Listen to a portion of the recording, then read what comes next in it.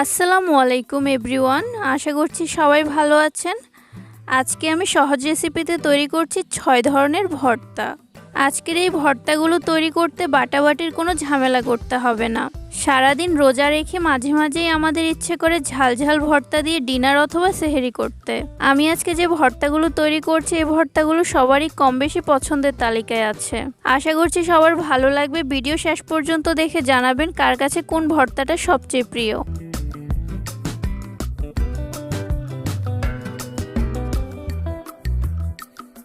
ভর্তা বানানোর জন্য যে প্রধান উপকরণগুলো লাগবে সেগুলো আমি প্রথমে ভেজে রেডি করে রাখব। প্যানে 2 টেবিল চামচ সাদা তেল দিয়ে দিলাম। এখন 8 থেকে 10টা শুকনো মরিচ আমি ভেজে নিব, তবে সরিষার তেল দিয়েও ভেজে নিতে পারবেন।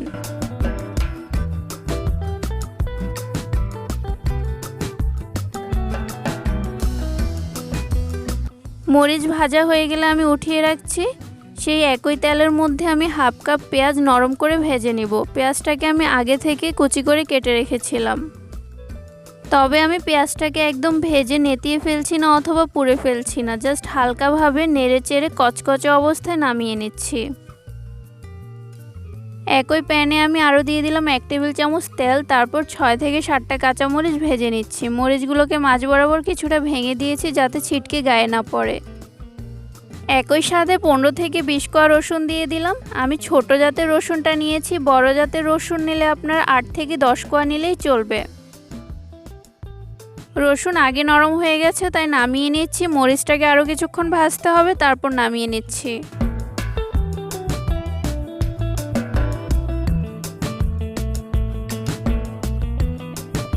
প্রথমে আমি টমেটোর ভর্তা করব, তাই টমেটোগুলো ভেজে নিব। 2টা টমেটো আমি এখানে স্লাইস করে কেটে নিয়েছি।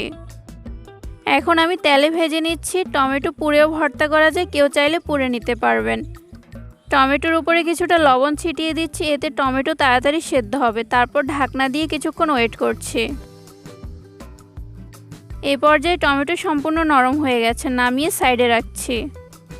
ভর্তাতে ব্যবহার করার জন্য এখন আমি ভেজে রাখা পেঁয়াজ, মরিচ আর রসুন কিছুটা লবণ দিয়ে মিশিয়ে রাখব। সামান্য পরিমাণ পেঁয়াজ রেখে দিয়ে আমি সবটা পেঁয়াজ নিয়ে নিলাম। তার সাথে 6-7টা শুকনো মরিচ নিলাম আর কয়েক কোয়া রসুন রেখে দিয়ে সবটা নিয়ে নিলাম। এখন কিছুটা লবণ দিয়ে মিশিয়ে রাখছি। চাইলে এই পেঁয়াজ, রসুন, মরিচের সাথে কিছুটা সরিষার তেল মিশিয়ে রাখতে পারেন।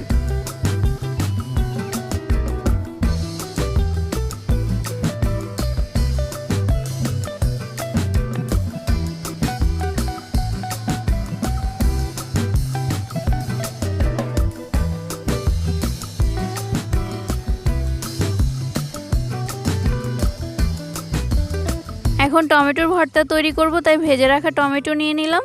চাইলে টমেটোর এই উপরের চামড়াটা ফেলে দিতে পারেন, তবে রেখে দিলেও কোনো সমস্যা নেই। এখন হাত দিয়ে কচলে টমেটো কিছুটা ম্যাশ করে নিতে হবে। আগে থেকে যে পেঁয়াজ, মরিচ, রসুন মিক্স করে রেখেছিলাম সেখান থেকে নিজের স্বাদ মতো কিছুটা দিয়ে দিচ্ছি। তার সাথে আমি কিছুটা কাঁচা পেঁয়াজ দিয়ে দিচ্ছি। ভর্তার সাথে কাঁচা পেঁয়াজটাও কিন্তু অনেক ভালো লাগে। যে কোনো ভর্তাতে কাঁচা পেঁয়াজ ব্যবহার করতে চাইলে খাওয়ার আগে ব্যবহার করবেন, অনেক সময় ধরে রেখে দিলে কাঁচা পেঁয়াজের গন্ধ হয়ে যায়। এখন সব কিছু মিশিয়ে নিলেই কিন্তু আমাদের টমেটো ভর্তাটা রেডি। তবে আমি লবণ ব্যবহার করিনি, কারণ টমেটোতে আমি আগে লবণ দিয়েছিলাম। এখন আমি ঢেঁড়সের ভর্তা করব, কেউ কেউ আবার ভেন্ডিও বলে থাকেন। এখানে আমি 4-5টা ভেন্ডি টুকরো টুকরো করে কেটে কিছুটা হলুদ আর লবণ মাখিয়ে রেখেছিলাম। এখন তেলের মধ্যে ভেজে নিব, তবে এটাকে সেদ্ধ করে ভর্তা করা যায়।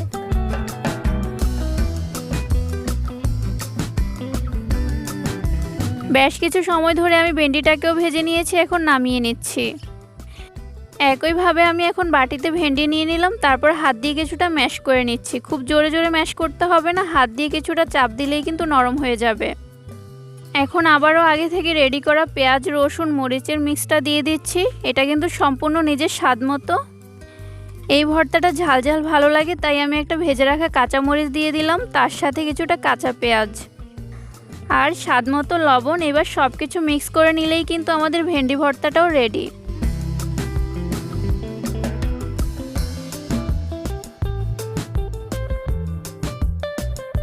এখন মিষ্টি কুমড়ার ভর্তা তৈরি করব। এই মিষ্টি কুমড়ার ভর্তাটাও কিন্তু অনেক মজাদার।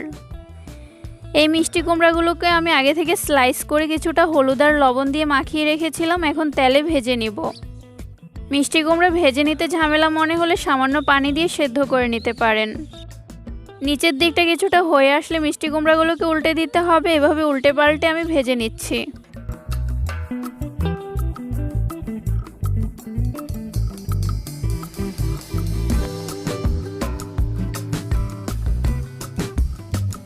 এখন বাটিতে ভেজে নেওয়া মিষ্টি কুমড়া নিয়ে নিলাম, তার সাথে দিয়ে দিলাম কাঁচা পেঁয়াজ স্বাদমতো, আগে থেকে রেডি করে রাখা পেঁয়াজ, রসুন, শুকনো মরিচ, তার সাথে স্বাদমতো লবণ।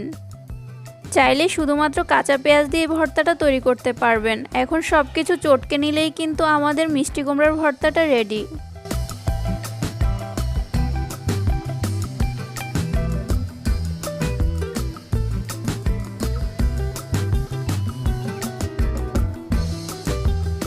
এখন আমি মসুর ডাল সেদ্ধ করে নেব। এখানে আমি 1/3 কাপ মসুর ডাল আগে থেকে ধুয়ে 20 মিনিট ভিজিয়ে রেখেছিলাম। ডালের সাথে 1/4 কাপ পানি দিয়ে অল্প আঁচে 6 থেকে 7 মিনিট সেদ্ধ করে নিলেই কিন্তু এই ডালটা রেডি হয়ে যাবে।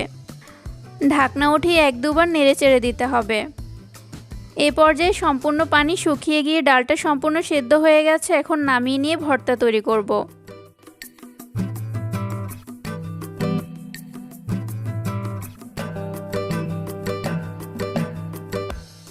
ডাল যখন সম্পূর্ণ ঠান্ডা হয়ে যাবে তখন বাটিতে নিয়ে হাত দিয়ে কিছুক্ষণ চটকে নিতে হবে।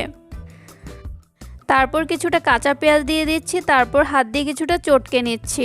আগে থেকে মিক্স করে নেওয়া পেঁয়াজ থেকেও কিছুটা দিয়ে দিচ্ছি, আর কিছুটা ভাজা পেঁয়াজ আমি মিক্স করে নিই, সেখান থেকেও কিছুটা ভাজা পেঁয়াজ দিয়ে দিচ্ছি। তারপর স্বাদমতো লবণ দিয়ে চটকে নিলেই কিন্তু আমাদের ডালের ভর্তাও রেডি। এখানে কেউ চাইলে বুটের ডালও নিতে পারবেন। এই ভর্তাটা আমার সবচেয়ে ফেভারিট। মসুর ডাল অথবা বুটের ডাল দিয়ে তৈরি করে একবার দেখবেন, খেতে অসাধারণ হয়।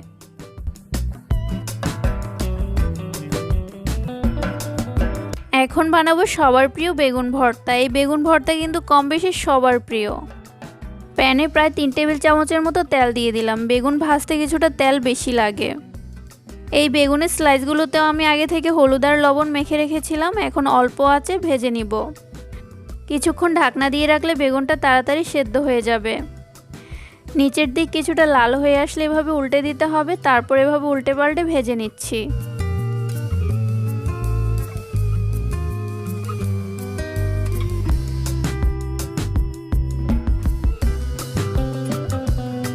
বেগুন ভর্তাটা ঝালঝালি সবচেয়ে বেশি ভালো লাগে। ভেজে রাখা 3টা কাঁচামরিচ নিয়ে নিলাম। স্বাদমতো লবণ দিয়ে মরিচগুলোকে চটকে নিচ্ছি। ভেজে রাখা যে কয়েক কোয়া রসুন আমি আলাদা করে রেখেছিলাম সেটাও আমি চটকে নিচ্ছি। আর দিয়ে দিচ্ছি ভেজে রাখা পেঁয়াজ আর ভেজে রাখা শুকনো মরিচ। এখন সব কিছুর সাথে বেগুনগুলো চটকে নিব। চাইলে উপরের এই চামড়াটা ফেলে দিতে পারেন, তবে আমি ফেলছি না। এভাবেই মেখে নিচ্ছি। এখন আমার বেগুন ভর্তাটাও কিন্তু রেডি হয়ে গেছে। আমি বেগুন ভর্তাতে অনেক বেশি ঝাল ব্যবহার করেছি। আপনারা নিজের পছন্দ মতো বাড়িয়ে কমিয়ে নিতে পারবেন। সবশেষে বানাচ্ছি সবার পরিচিত এবং সবার প্রিয় আলু ভর্তা। এখানে আমি আগে থেকে একটা আলু টুকরো করে সেদ্ধ করে নিয়েছিলাম, তারপর চামড়া ছিলে নিয়েছি।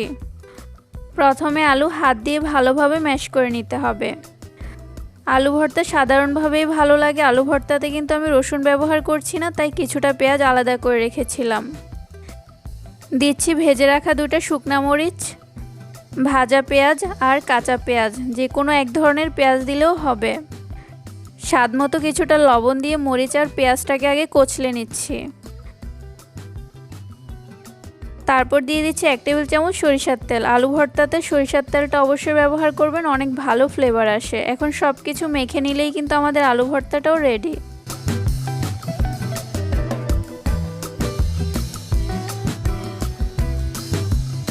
দেখলেন তো বাটাবাটির ঝামেলা ছাড়া কত সহজে 6 পদের ভর্তা তৈরি করে ফেললাম।